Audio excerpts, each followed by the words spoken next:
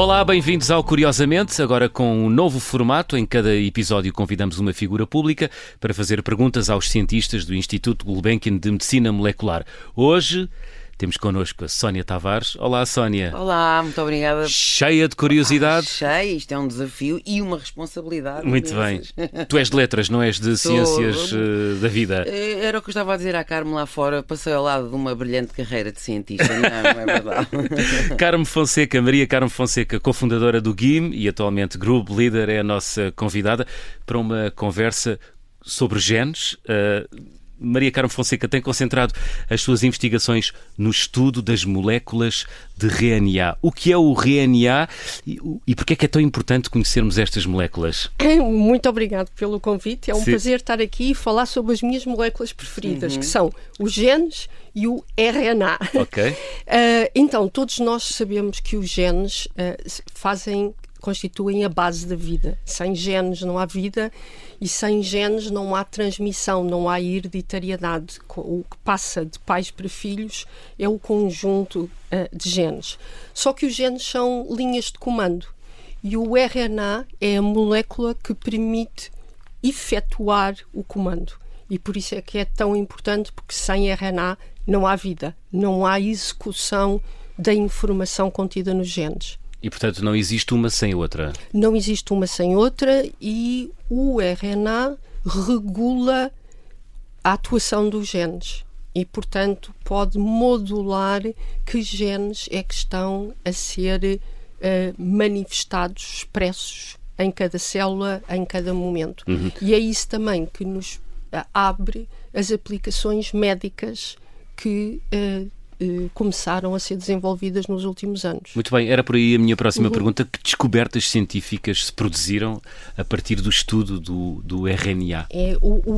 O estudo do RNA tem dado origem a imensas descobertas muito fundamentais para aqueles cientistas que só têm curiosidade sobre entender a vida. E começamos pela origem da vida, porque no início pensamos que eram apenas moléculas de RNA. O RNA foi o antecessor dos genes, como nós os conhecemos hoje, o DNA. E para além de conhecer como funcionam as células, como funcionam os seres vivos, o estudo do RNA também nos permitiu muitos conhecimentos que agora são aplicados à medicina. Muitos conhecimentos sobre vírus, porque há muitos vírus que dependem de moléculas de RNA. Muitos conhecimentos sobre o mecanismo que causa doenças, o mecanismo que dá origem a doenças, e tratamentos. Nós todos nos lembramos das vacinas de mRNA para a Covid, mas agora que a Covid passou e que vamos passar a receber vacinas de mRNA sem nos apercebermos, agora a grande novidade são as vacinas contra o cancro. Vacinas de mRNA que estão a ser desenvolvidas contra cancros específicos e começam a vir os primeiros resultados dos ensaios clínicos e são muito animadores.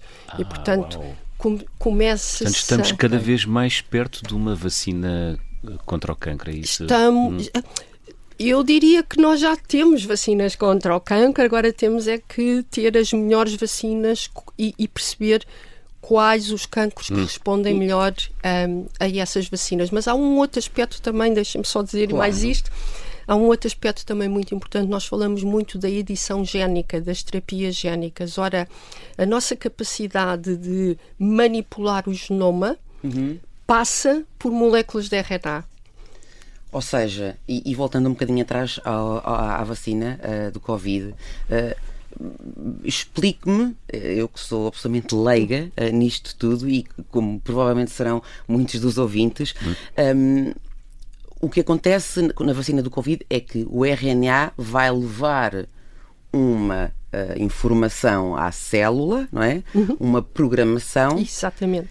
Não entra no núcleo, ou seja, não acontece nada com o nosso ADN. Exatamente. As pessoas pensam que a programação vai programar o nosso ADN, mas não. É uma programação temporária. Nem mais. para que o nosso corpo consiga perceber com uma nova infecção aquilo que já foi programado, neste caso o Covid, para ele identificar. É isso que acontece. A programação é isso. Exatamente. Explicou, a Sónia estudou bem a lição. Explicou muito bem. E ao longo da história da medicina, as primeiras vacinas, nós inoculávamos nas pessoas o próprio micro-organismo morto, que era para o sistema imune aprender a defender-se sem haver infecção.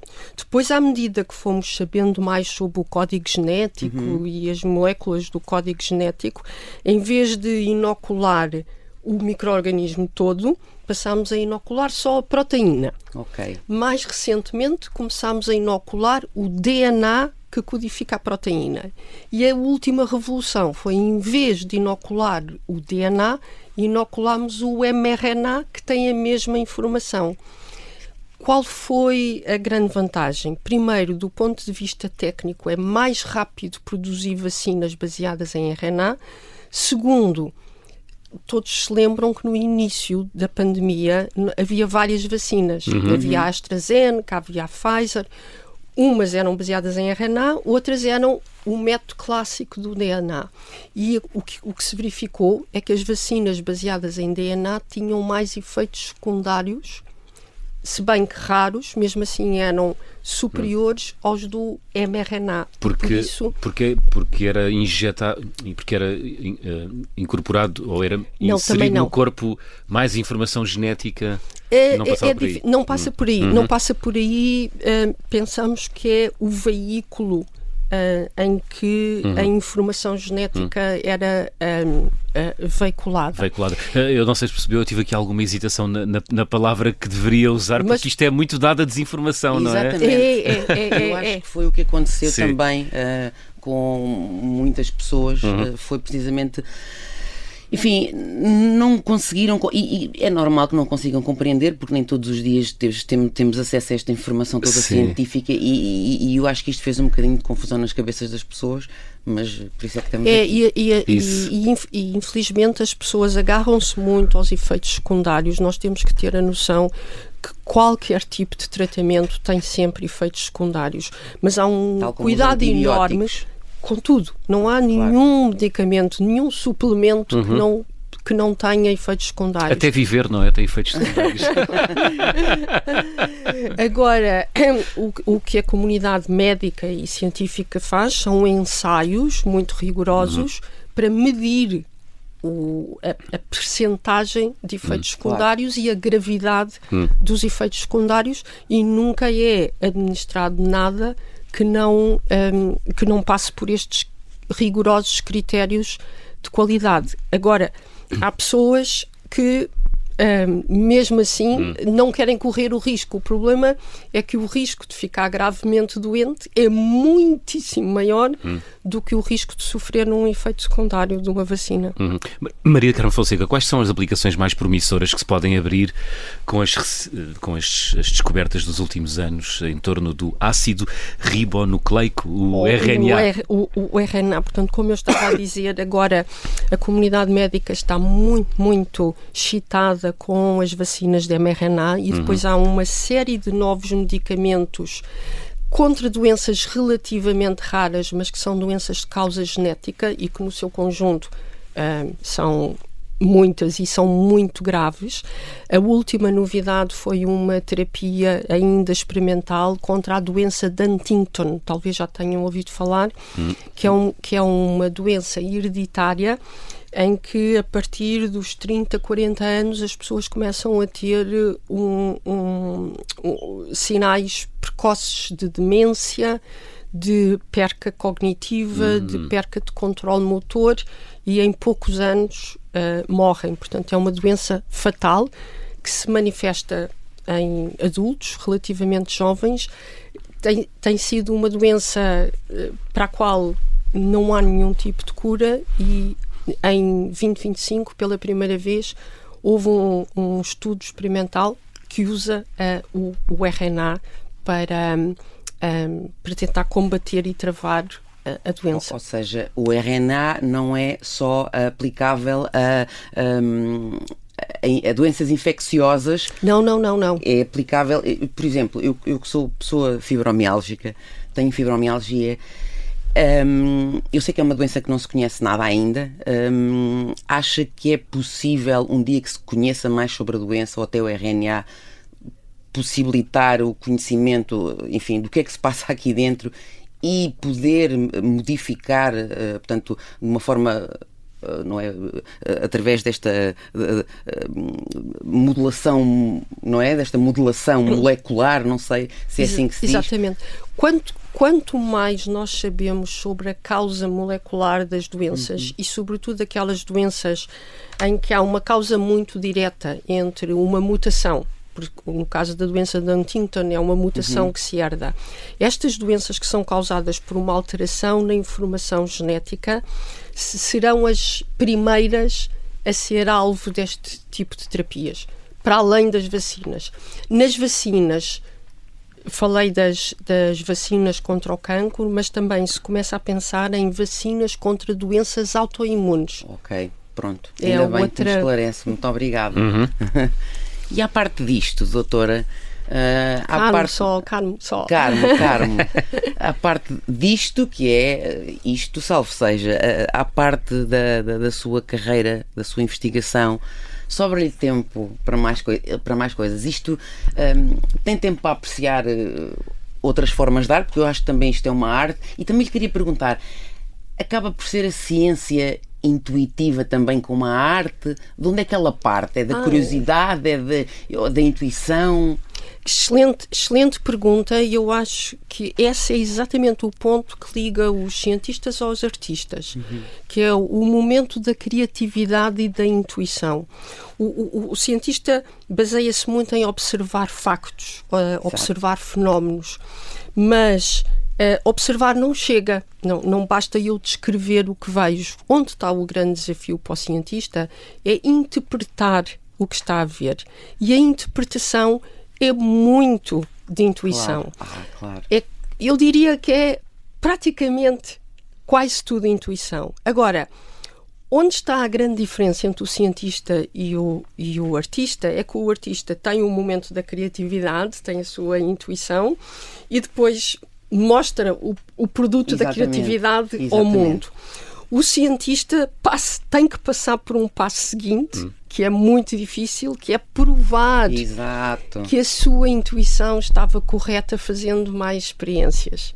E por isso é que nós passamos a nossa vida toda a fazer experiências, porque fazemos uma experiência, temos um resultado, interpretamos esse resultado, precisamos de fazer outra experiência, e por isso é que isto é uma bola de neve sem parar. Agora, portanto, a ciência é um ato criativo. Na sua gênese, é isso? Completamente criativo. Porque se não tiver um componente criativo, é apenas um listar de observações. Claro. Muito bem. E dedica todo o seu dia e toda a sua rotina a espreitar para dentro do microscópio, Maria Carmo Fonseca. A ideia que nós temos dos cientistas é que eles passam a vida curvados sobre papéis e sobre livros e sobre aparelhos científicos. É verdade. Sim. Porque quando um cientista está com uma ideia ou teve uma intuição e fica completamente obcecado em testar a ideia e quer ir fazer a experiência, quer ver o resultado da experiência. Agora, isso não significa que se passem 24 horas só a fazer isso, até porque se o cérebro não estiver descansado, lá se perde a intuição toda e a criatividade. Como é que descansa? Como eu descanso é fazer desporto. Boa. Corre? Não, eu tenho um problema num joelho e o meu desporto é a natação. Boa, muito bem. Já lhe surgiram atos criativo-científicos enquanto dava abraçadas, Maria Carmo Fonseca? Não, porque quando estou a dar abraçadas tenho que estar concentrada. Uma coisa de cada vez. Não, é uma coisa de cada vez. Muito bem. Sou muito de uma coisa de cada vez. Há bocado estávamos a falar se eu ouvia música enquanto estava a trabalhar. Não, porque quando eu quero ouvir música, quero ouvir a música. Percebo perfeitamente. É facilmente se entra nos pormenores da canção, ou se, eu também sou. E também gosto sou de assim, apreciar, esta grande cientista. gosto de apreciar o compasso, Claro. o ritmo, a letra. Como deve E se eu ser. estiver a trabalhar, estou concentrada em trabalhar. Muito bem. Eu acho que já deu esta resposta lá no início da nossa conversa, mas eu gostava de lhe fazer esta pergunta. É verdade que uma molécula de RNA pode ter sido a primeira molécula de vida? Muito provavelmente, sim. É uma hipótese científica, não há ainda certezas, ou há? Quase. Nunca. Sabe que em ciência não existe a verdade. Em ciência existem hipóteses que até agora não foram refutadas. E essa ainda não foi refutada. Portanto, é bem possível é bem possível que assim tenha sido. Que haja vida antes da vida, ou seja... Isso houve Exatamente. formas de vida antes desta vida que nós Claro. temos agora. Uau. Eu estou mesmo a falar mesmo antes da célula, Exato, já exato. havia esta Já havia essa seleção pré-vida. natural, esta pré-vida, exatamente, Com moléculas de RNA. com moléculas de RNA. Sónia, está aqui fonte de inspiração para uma canção. Que maravilha, é verdade. Maria Carmo Fonseca, muito obrigado. Obrigado, eu. Foi ótima esta conversa e obrigado também a ti, Sónia Obrigada, Tavares. obrigada, Bons eu espetáculos, gostei muito. há muitos, não é? Para dar este verão. Este verão, sim. Força. Obrigada. Moléculas neste episódio de Curiosamente. Até daqui a 15 dias.